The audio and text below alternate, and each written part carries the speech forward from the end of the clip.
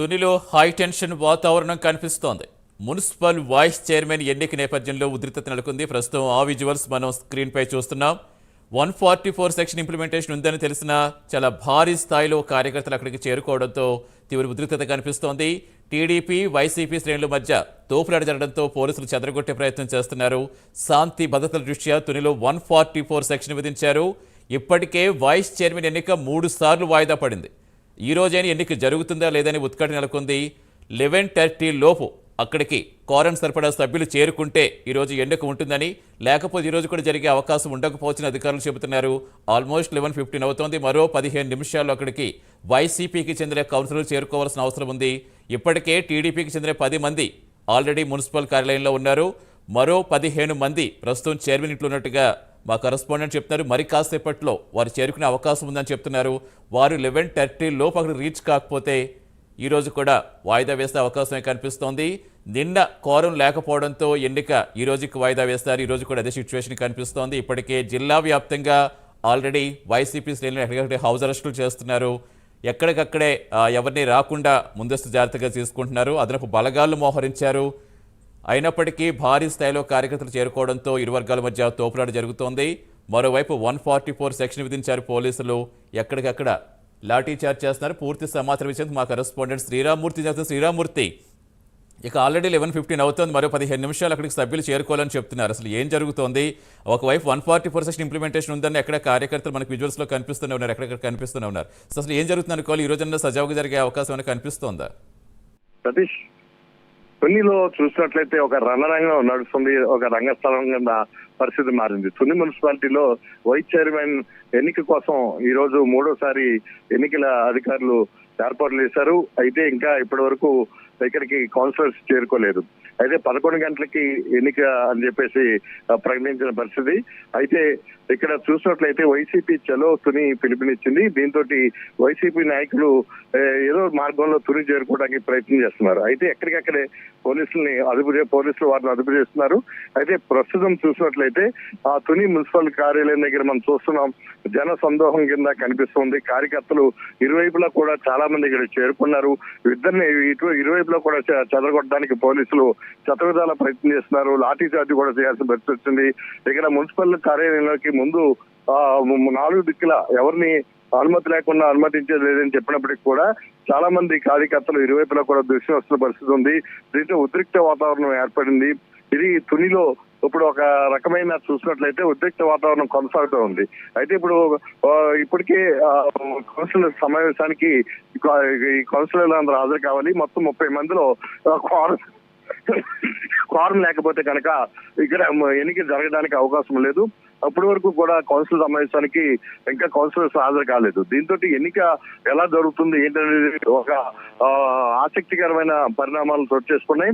అయితే ఇప్పుడు ప్రస్తుతం ఈ ఎన్నికకి సంబంధించి ఇటు టీడీపీ అడ్డుకుంటుంది, వైసీపీకి రావాల్సిన అదే వైస్ చైర్మన్ ఎన్నికని ఆ టీడీపీ అడ్డుకుంటుంది అని చెప్పేసి నిన్న జరిగిన పరిణామాల నేపథ్యంలో మాజీ మంత్రి రాజా చలో తునికి పిలుపునిచ్చారు. జిల్లాలోని నాయకులందరూ కూడా తునికి చేరుకునే ప్రయత్నం చేశారు. మార్గ మధ్యలో ఎక్కడికక్కడ పోలీసులు ఆపారు. మాజీ మంత్రి ముద్రగడ భద్రావం, అలాగే మాజీ ఎంపీ కాకినాడ వంగ గీత వీళ్ళందరూ కూడా అక్కడ చేరుకునే ప్రయత్నం చేశారు. వాళ్ళని కూడా తుని రూరల్ పోలీసులు ఎక్కడెక్కడికి అడ్డుకున్నారు. అయితే దాడిశెట్టి రాజాను కూడా ఇంటి దగ్గర నుంచి రాకుండా అడ్డుకున్న ప్రయత్నం ఉంది. అయితే కార్యకర్తలు చూసినట్లయితే అటు టీడీపీ అటు వైసీపీకి సంబంధించిన కార్యకర్తలు తుని మున్సిపల్ కార్యాలయానికి చేరుకుని 2 వైపులా పెద్ద సంఖ్యలో చేరుకోవడంతో ఇక్కడ ఒక ఉద్రిక్త వాతావరణం అయితే నెలకొంది.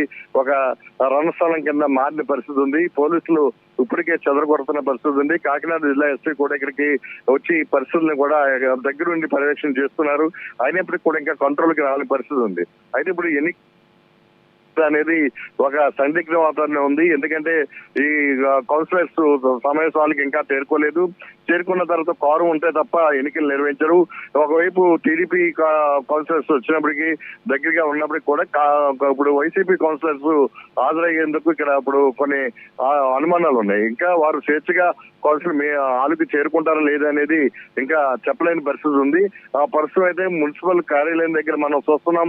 మొత్తం అంతా కూడా ఎక్కడికెక్కడే జనం పోగుబడి ఉన్నారు. 144 సెక్షన్ ఉన్నప్పటికీ కూడా ఎవరూ లెక్క చేయకుండా ఇక్కడ చేరుకోవడంతో వీళ్ళని చెదరగొట్టే పరిస్థితి కూడా పోలీసులు చేస్తూ ఉన్నారు. మనం మొత్తం విజువల్ అంతా చూస్తున్నాం. చాలా రణరంగంగా మారిన పరిస్థితి ఇప్పుడు త్వరలో కనిపిస్తుంది. కాసేపు తర్వాత ఈ ఎన్నిక కనుక జరగకపోతే మళ్ళీ వాయిదా పడే పరిస్థితి ఉంటుంది. మొత్తం గత 2 సార్లు కూడా ఈ ఉద్రిక్త వాతావరణంలో ఈ ఫారం లేక కూడా ఈ మున్సిపల్ వైస్ చైర్మన్ ఎన్నిక వాయిదా పడింది. ఈ రోజు జరగడాన్ని నిర్వహించడానికి ఎన్నికల అధికారులు ఈ రోజు నిర్ణయించారు. 11 గంటలకి సమయం చెప్పారు. ఇప్పుడు 12 గంటల లోపల కనుక ఇది జరగకపోతే ఇంకా ఈ రోజు కూడా వాయిదా పడే అవకాశం ఉంటుంది. అయితే పరిస్థితి ఉదయం మున్సిపల్ కార్యాలయం ముందు చూసినట్లయితే మొత్తం అదుపులోకి రాని పరిస్థితి కనిపిస్తుంది.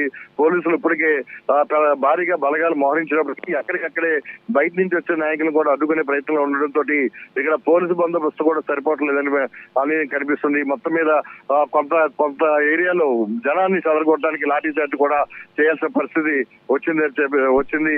ప్రస్తుతం అయితే పరిస్థితి అదుపులోకి వస్తుంది. కౌన్సిల్ సమావేశం జరుగుతుందనే భావంతో ఉన్నారు. అయితే ఈ రోజు కూడా జరిగే పరిస్థితులు అయితే కనిపించట్లేదు సతీష్. వాళ్ళందరూ కూడా చైర్మన్ ఇంట్లో సమావేశమయ్యారని చెప్తున్నారు. 15 మంది వైసీపీ కార్పొరేటర్లు ఆల్రెడీ టీడీపీకి చెందిన వారు మున్సిపల్ ఆఫీస్ ఉన్నారని చెప్తున్నారు. వాళ్ళు రావడానికి ఏంటి అంటే అక్కడ ఏం కనిపిస్తోంది? ఆల్రెడీ పోలీసులు భద్రత కల్పిస్తామని చెప్తున్నారు. ఎందుకు రావట్లేదు వాళ్ళు? అంటే సతీష్ ఇప్పుడు చూస్తున్నాం జనం ఇరువైపులా కూడా చాలా భారీగా చేరుకుని ఉన్న పరిస్థితి ఉంది. ఎవరొచ్చి ఎవరిని కిడ్నాప్ చేసి తీసుకెళ్తారో, ఎవరిని ఎత్తుకెళ్ళిపోతారో అనే పరిస్థితులు కూడా ఇక్కడ వాతావరణం బట్టి అర్థమవుతుంది. ఎందుకంటే కౌన్సిల్లో 30 మందికి 27 మంది ఉన్నారు. ఇప్పుడు 27 మందిలో 10 మంది టీడీపీ తరపున ఉన్నారు, 17 మంది వైసీపీ తరపున ఉన్నారు. వైసీపీలో తరపున వాళ్ళందరూ కూడా దాచేతి రాజా నిన్న దగ్గరుండే కౌన్సిల్ హాల్కి తీసుకొచ్చిన పరిస్థితి ఉంది. ఈ రోజు ఆ పరిస్థితి కూడా కనపట్లేదు. రాజాని కూడా దగ్గరికి అంటే ఉద్రిక్త వాతావరణం నేపథ్యంలో ఇప్పుడు ఉన్న పరిస్థితుల నేపథ్యంలో రాజాని కూడా దగ్గర రాని పరిస్థితి ఉంది. ఈ నేపథ్యంలో రాజానే ఇక్కడ ప్రత్యేకంగా ఈ కౌన్సిల్స్ సమావేశం అయ్యారు ఇంట్లో అని చెప్పి తెలుస్తుంది. అందరితో కలిపి బందోబస్తు ఇచ్చినట్లయితే కౌన్సిల్ సమావేశానికి వస్తాం, లేదంటే లేదన్నట్టుగా రాజా చెప్తున్నట్టు తెలుస్తుంది. ఏదైనా ఇక్కడ మద్దతు కూడగట్టుకుని మున్సిపల్ కార్యాలయం దగ్గర చేరుకోవాలని చెప్పేసి వైసీపీ భావిస్తుంది. మరోవైపు టీడీపీ కూడా ఈ సమావేశానికి అందరూ వచ్చి ఉన్నారు. ఇక్కడ ఈ వస్తే కనుక వైసీపీ కూడా వస్తే కనుక కోరం ఏర్పడుతుంది. కోరం ఏర్పడితే ఎన్నికలు నిర్వహిస్తారు. లేని పక్షంలో ఎన్నిక ఇప్పుడు జరిగే అవకాశం కూడా కనిపించట్లేదు సతీష్. ఈ రోజుల పాటు ఇలా జరుగుతుంది అనుకోరు శ్రీరామ్మూర్తి. ఇప్పుడు ఆల్రెడీ 3 సార్లు పడింది, నిన్న కోరం లేదు. సో ఈ రోజు కూడా ఇంకొక అరగంటలో చేరుకోకపోతే మళ్ళీ కోరం లేకపోతే మళ్ళీ వాయిదా. సో మళ్ళీ ఇదే రిపీట్ అవుతుంది కదా. అసలు ఎప్పుడు ఫుల్ స్టాప్ పడుతుంది అనుకోవాలి? అంటే ఇక్కడ ఇప్పుడు మెజార్టీ వచ్చి వైసీపీకి ప్రస్తుతం కనిపిస్తుంది. టీడీపీకి వచ్చి 10 మందే కౌన్సిలర్స్ ఉన్నారు. అయితే మెజార్టీ ఓట్లు వస్తేనే వైసీపీ ఇక్కడ వైస్ చైర్మన్ ఎన్నిక ఎవరికి అయితే వాళ్ళకి వస్తుంది. అంటే ప్రస్తుతం మాకు మెజార్టీ సీట్లు ఉన్నాయి కాబట్టి మాకే వస్తుంది. మమ్మల్ని స్వేచ్ఛగా ఓటు వేసుకునే పరిస్థితి కల్పించట్లేదు అధికార పార్టీ అని చెప్పేసి వైసీపీ ఆరోపిస్తుంది. ఈ నేపథ్యంలో ఇప్పుడు కనుక వైసీపీ వాళ్ళు హాజరు కాకపోతే మళ్ళీ ఎన్నిక వాయిదా పడే అవకాశాలు అయితే కనిపిస్తున్నాయి సతీష్. Thank you Sriramamurthy.